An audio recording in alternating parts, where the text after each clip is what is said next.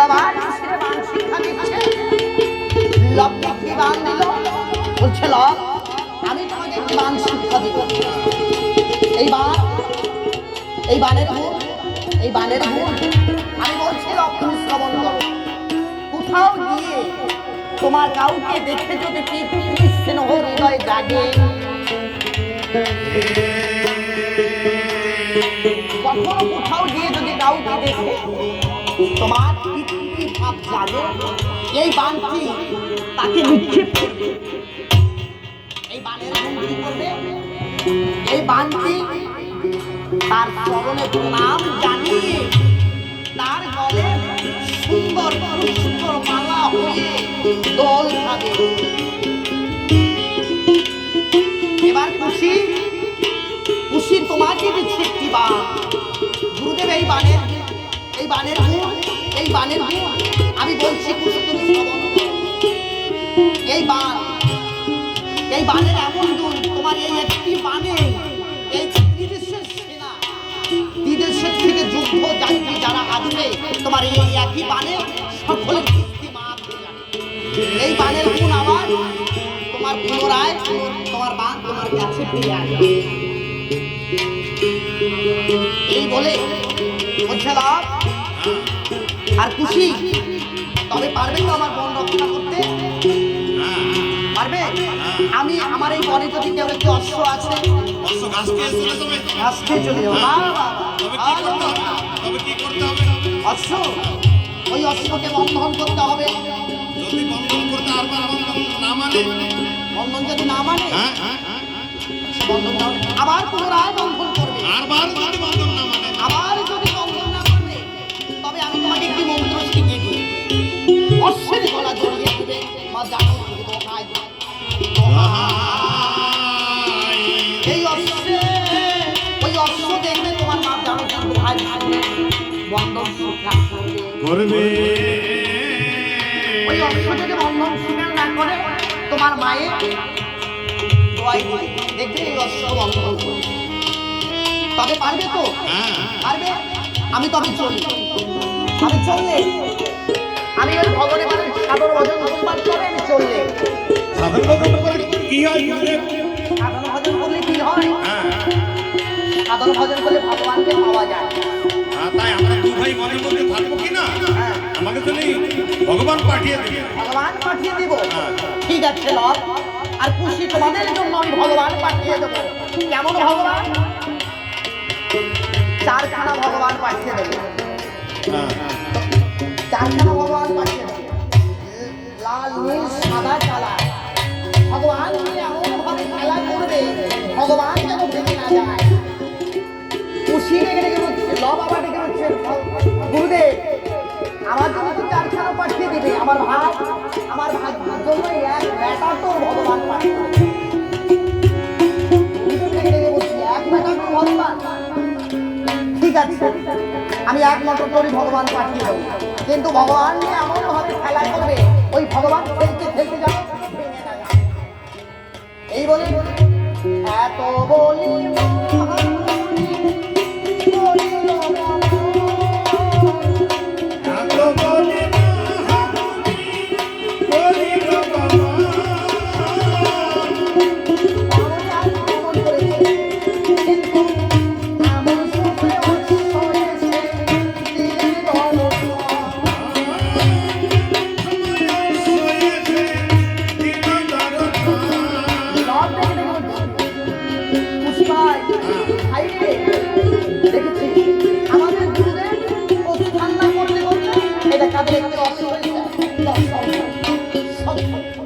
আমাদের এই গুরুদেব তন্ত্রমন্ত্র জানে, আমাদের গুরুদেব তন্ত্রমন্ত্র জানে।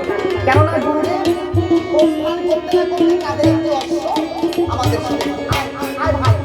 অশ্বকে বন্ধন করে, ওই অশ্বকে দিয়ে লতা পাতা দিয়ে অশ্বকে বন্ধন করেছে, কিন্তু অশ্ব বন্ধন স্বীকার করেছে। আবার লতা পাতা এনে আবার অশ্বকে বন্ধন করেছে, কিন্তু আবার হঠাৎ লব দেখে রেখে হচ্ছে দাদা দাদা গুরুদেব যে আমাদের একটি মন্ত্র শিখিয়ে দিয়েছিল, আচ্ছা আমরা মন্ত্র আর অশ্বের গলা জড়িয়ে ধরে আমি দানব ওই অশ্ব নয় জল ছেড়ে দিয়ে আমি বন্ধন স্বীকার করি। দেখেছো দাদা গুরুদেবের মন্ত্রে কেমন গুণ? গুরুদেব বলেছিল মায়ের দোহাই দিচ্ছি, মায়ের দোহাই দিচ্ছি, দেখছো অশ্ব নয়ন জল ছেড়ে অশ্ব বন্ধন স্বীকার করেছে। এবার বিশ্বগণ এসে ডেকে বলছে আমাদের অশ্ব, আচ্ছা আমাদের অশ্বকে বন্ধন করেছে তোমরা? বীর শত্রুগণ মনে মনে ভাবছে এই ৫০ বছর বালক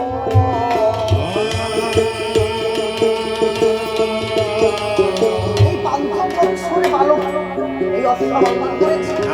যে বালক এই অস্ত্র ছেড়ে দাও, অস্ত্র না, অস্ত্র ছেড়ে দিব, অস্ত্র ছেড়ে দিতে পারে, অস্ত্র ছেড়ে দিতে পারে, কিন্তু এই অস্ত্রের ভালে কি লিখেছো? লক্ষ্য লেখা পড়া যাবে না, পৃথিবীর কেটে কেটে বলছি পৃথিবী একটু পাঠ করবো। ওই গলায় কি লিখেছে? অযুদ্ধকে রাজ্য করেন আমরা দাঁড়িয়ে আছে ভাই তারা তারা চারজন এই অশ্বের সহিতে হাজরে তার ভাই শত্রুঘ্ন এই অশ্ব বাঁধিতে যে না বাঁধিতে পারে তারই ঠান্ডা গাথা। খুশিবির থেকে ডেকে বলছে দাদা এ কত ভালো লেগেছে, কেননা আমাদের পিতা নাই, আমাদের পিতা নাই, আমরা কি করবো? ছেড়ে দাও, ছেড়ে দাও। বলছে না ভাই এর তলে আবার কি লিখেছি? আমি পাঠ করছি তুমি শ্রবণ করো, আমি পাঠ করছি তুমি শ্রবণ করো। কেমন অযুদ্ধকে রাজ্য করে আমরা রাজি হলো তারা আছে নামে ভক্তা সত্যার নাম এই অশ্বের সঙ্গে আজকে তার নাম শত্রুঘ্ন। আর সত্যি মায়ের পুত্র হলে এই অশ্ব বাঁধিবে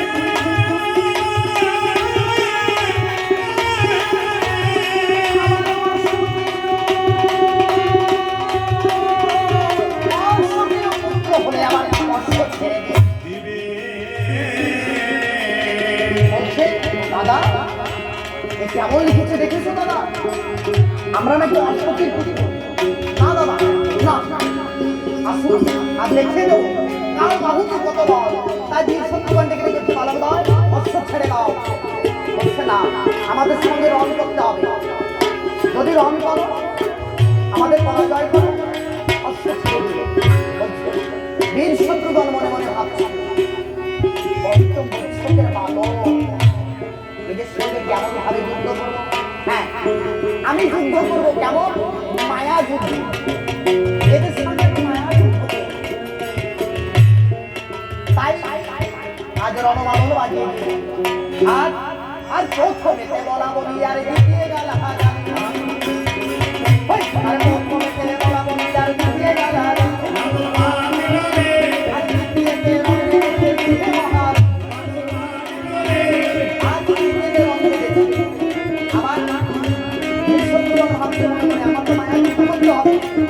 আবার আবার প্রথমেতে বলা বলি আবার দ্বিতীয় গেল আবার তৃতীয়তে বলা দ্বিতীয় মহা তখন সপ্তমে প্রমাণ মেরেছে সীতার তখন সপ্তমে প্রমাণ মেরেছে সীতার তখন সপ্তমে প্রমাণ মেরেছে চতুর্ভুজ তখন সপ্তমে প্রমাণ মেরেছে চতুর্ভুজ আবার আকাশে উড়িয়া গরু সর্বভূতে আবার আকাশে উড়িয়া গরু সর্বভূতে আরে সপ্তম দিবস হইল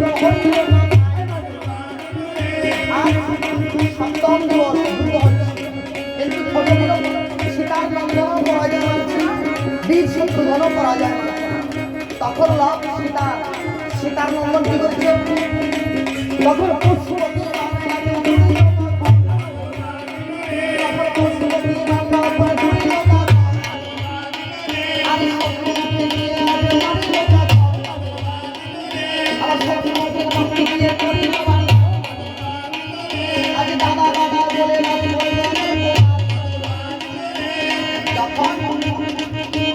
যখন সীতার নন্দন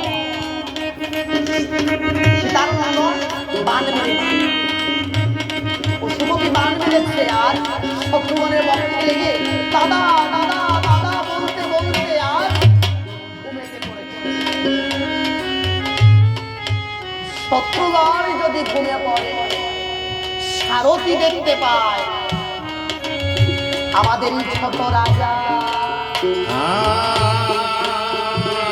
ছোট রাজা আজ পঞ্চম বৎসর বালকের হস্তে আমাদের ছোট রাজা চিরতরে নিধন হয়েছে। কিন্তু আমি সারথি আমাদের ধর্মে রাজা যদি কখনো পরাজিত হয়, আমার ত্বরান্বিত খবর পৌঁছে দেওয়া হয়। এই বলে সারথি আজ রাজার কাছে রামচন্দ্রের কাছে বেরোচ্ছে। কিন্তু এদিকে আমার প্রভু বীর শত্রুগণকে পাঠিয়ে দিয়ে প্রভুর মনে দিলেন মাত্র শুধু প্রভু পাইচারি করছে যে এই তবুদের জয় করে আমার প্রাণের ভাই আমার কাছে ফিরে আসে। কিন্তু অদূরে দেখতে পাই সারথিকে দেখা যায়। সারথি পৌঁছালেন